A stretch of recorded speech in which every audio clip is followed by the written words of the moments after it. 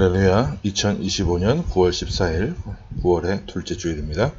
오늘은 요한계시록 17장 1절로 18절에 있는 말씀을 본문으로 해서 하나님의 법정에서 큰 음료에게 내릴 심판, 하나님의 법정에서 큰 음료에게 내릴 심판, 이런 제목으로 하나님의 말씀을 선포하기 원합니다. 신약성경 415쪽이 되겠습니다. 하나님의 자녀들로 하여금 세상 권세 뒤에서 움직이는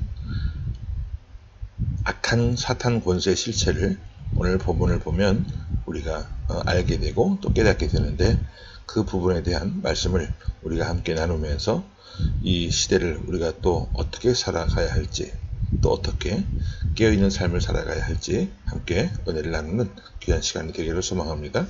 본문 1절 말씀부터 함께 보겠습니다. 시작.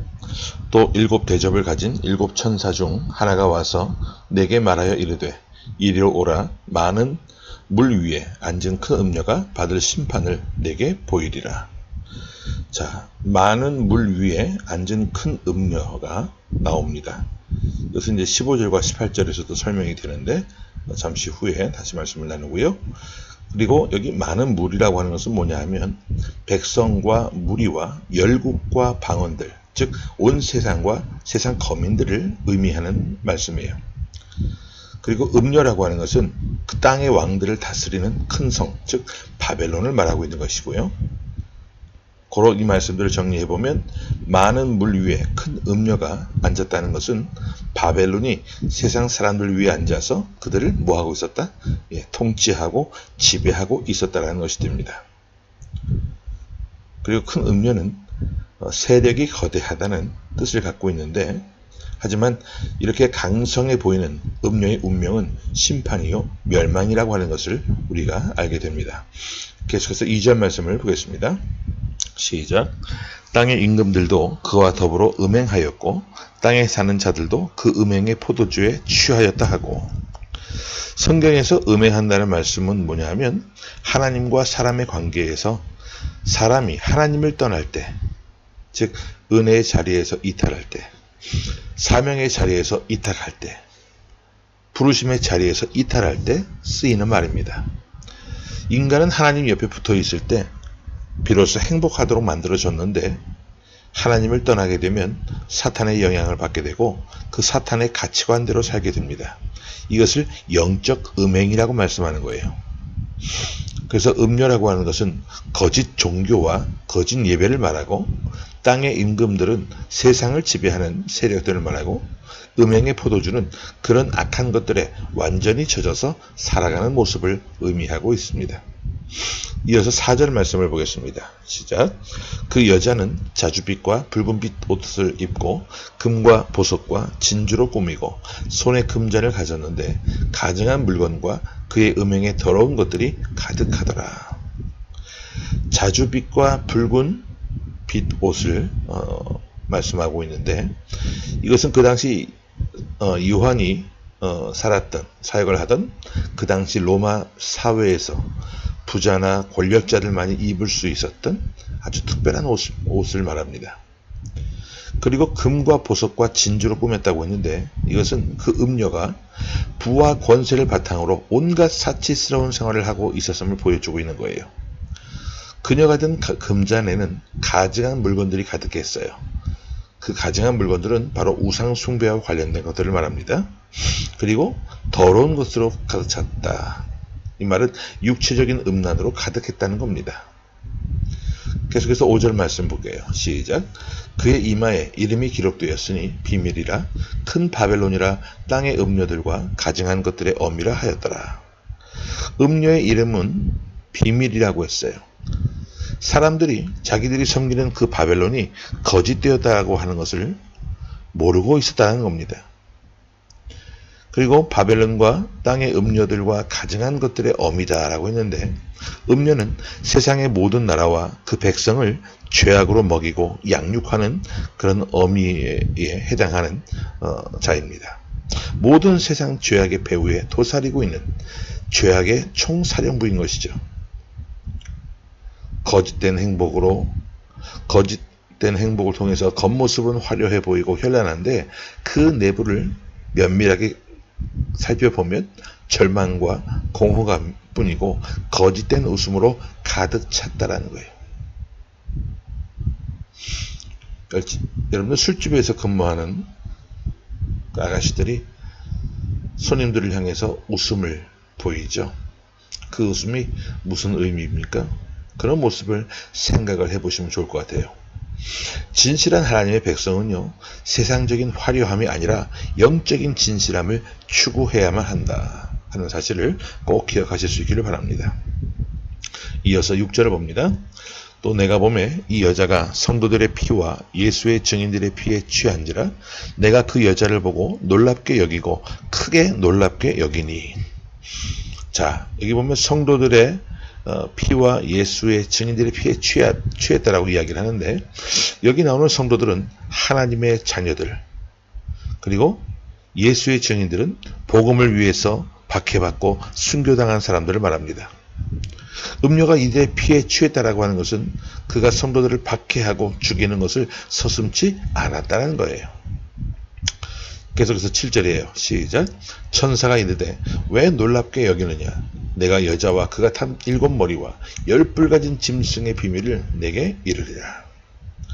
놀랍게 여기다. 이 말은 뭐냐면 뒤로 낮아 빠질 정도로 큰 충격을 받으면서 놀랐다라는 겁니다.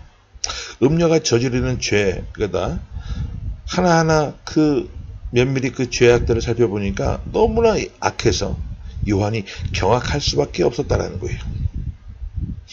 그리고 그 음녀의 뒷배가 나오는데 그 뒷배는 바로 적그리스도를 말합니다. 그러면 좀 본문 3절 말씀을 다시 한번 올라서 보겠습니다. 시작. 곧 성령으로 나를 데리고 광야로 가니라.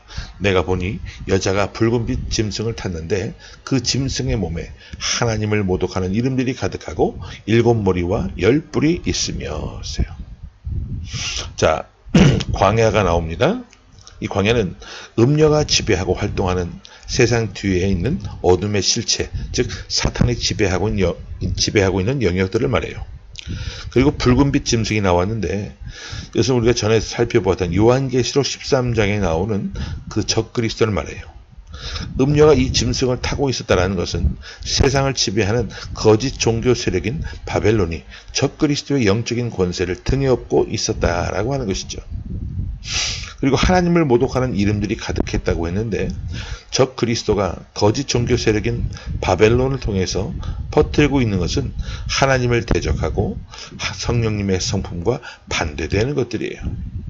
폭력과 음란과 물질의 욕심과 거짓과 분열과 조급함을 세상에 뿌리는 그런 모습을 보게 되네요. 계속해서 우리 8절 말씀을 봅니다. 시작. 내가 본 짐승은 전에 있었다가 지금은 없으나 장차 무적행으로부터 올라와 멸망으로 들어갈 자니. 자, 그 다음 계속해서 땅에 사는 자들로서 창세 이후로 그 이름이 생명책에 기록되지 못한 자들이 이전에 있었다가 지금은 없으나 장차 나올 짐승을 보고 놀랍게 여기리라. 자, 이전에는 있었으나 지금은 없다고 말씀하고 있어요. 적 그리스도는요, 그리스도의 부활을 흉내내기 위해서 지금은 죽은 것 같이 하고 있다라는 겁니다. 이 적 그리스도의 거짓된 부활과 권세를 보고 놀랍게 여기고 사람들이 추종하게 되는 그런 사람들이 모이는 땅이 있어요. 이런 사람들은 어린 양의 생명책에 기록이 되지 못합니다. 구원받은 하나님의 백성들을 제외한 다른 모든 사람들, 아무리 학벌이 좋고 외모가 출중하고 권력을 소유한다 할지라도 소용없어요. 영적으로 우매하고 둔감하다라고 한다면 이 모든 것들이 다 소용없는 것들, 휴지 조각에 불과하다는 겁니다. 이어서 9절 말씀 계속해서 보겠습니다. 시작. 지혜 있는 뜻이 여기 있으니 그 7머리는 여자가 앉은 7산이요.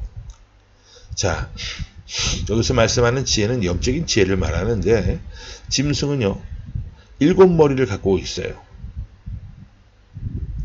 그리고 짐승의 7머리는 여자가 앉은 7산이라고 했습니다. 원래 7산은 로마 제국의 지형을 의미합니다. 로마라는 이 도시가 7산 위에 지어진 도시예요. 그래서 7산의 도시라고도 일컬어지기도 했는데, 여기에 등장하는 여자, 곧 음녀가 로마 제국을 의미합니다. 로마 제국을 상징하는 이 큰 음녀가 사탄을 얻고서 온 세계의 가치관을 병들게 하고 취하게 하고 미치게 한다는 거예요. 10절 말씀을 계속해서 보겠습니다. 시작. 또 7왕이라 5은 망하였고 하나는 있고 다른 하나는 아직 이르지 아니하였으나 이르면 반드시 잠시 동안 머무르리라. 여기 산이 나옵니다. 이 산은 세상의 권세를 상징해요. 그리고 7은 완전수죠. 여기에 나오는 7왕 중에 처음 5왕은 요한 이전까지 역사 속에 존재하면서 세계를 제패했던 강대국들을 말합니다. 예를 들어서 이집트라든지 아수르, 바벨론, 메데페르시아, 그리스 이런 나라들을 의미해요. 이들은 존재했었지만 사라져버렸고, 요한계시록이 쓰여지던 당시 존재하는 왕국은 오직 로마만 남아있었습니다. 그리고 이르지 아니한 왕국은 아직 역사 속에 등장하지 않은 상태였어요. 이 왕국은 마지막 시대 짐승이 지배하는 세상 권세를 통틀어서 말한 것을 말합니다. 그리고 그 왕국은 잠시 동안 머무르리라 말씀하고 있습니다. 뭐죠? 그 권세가 영원하지 않다는 것을 말씀하고 있는 것이죠. 계속해서 11절입니다. 전에 있었다가 지금 없어진 짐승은 8째 왕이니 7 중에 속한 자라 그가 멸망으로 들어가리라. 8째 왕, 마지막 7째 강대국 속에서 나와서 전 세계의 권세를 손에 쥐고 주님이 재림하실 때까지 악한 권세를 휘두를 그 마지막 세상 권력을 가진 존재를 말합니다. 악의 마지막 화신인 셈이죠. 우리 12절과 13절을 연이어서 봅니다. 시작. 내가 보던 10뿔은 10왕이니 아직 나라를 얻지 못하였으나 다만 짐승과 더불어 임금처럼 한동안 권세를 받으리라. 그들이 한 뜻을 가지고 자기의 능력과 권세를 짐승에게 주더라. 여기 나오는 짐승은 7머리와 함께 10뿔을 가지고 있습니다. 13장에서 우리가 봤을 때 10뿔은 권세를 상징하고 10은 완전수를 의미한다고 제가 설명을 드렸어요. 즉 절대 권력을 말하고 있는 것이죠. 이 10뿔은 짐승의 동료이자 행동대장들로서 장차 짐승에게 복종하게 될 세상 모든 나라의 정치 세력들을 말합니다. 하지만 그들이 쥐어지고 있는 그 권세는 한동안일 뿐, 매우 잠시 동안만 누리게 될 권세라는 거예요. 이어서 16절을 봅니다. 시작. 내가 본 바 이 10뿔과 짐승은 음료를 미워하여 망하게 하고 벌거벗게 하고 그의 살을 먹고 불로 아주 사르리라. 음녀가 10뿔과 짐승에게 미움을 당하고 망하게 된다는 것인데, 하나님은 악의 세력들끼리 서로 싸우게 하시고 하나의 악이 다른 악을 무너뜨리게 하십니다. 우리 14절을 보고 말씀을 정리하겠는데, 시작. 그들이 어린 양과 더불어 싸우려니와 어린 양은 만주의 주시고 만왕의 왕이심으로 그들을 이기실 터이요 또 그와 함께 있는 자들 곧 부르심을 받고 택하심을 받은 진실한 자들도 이기리로다.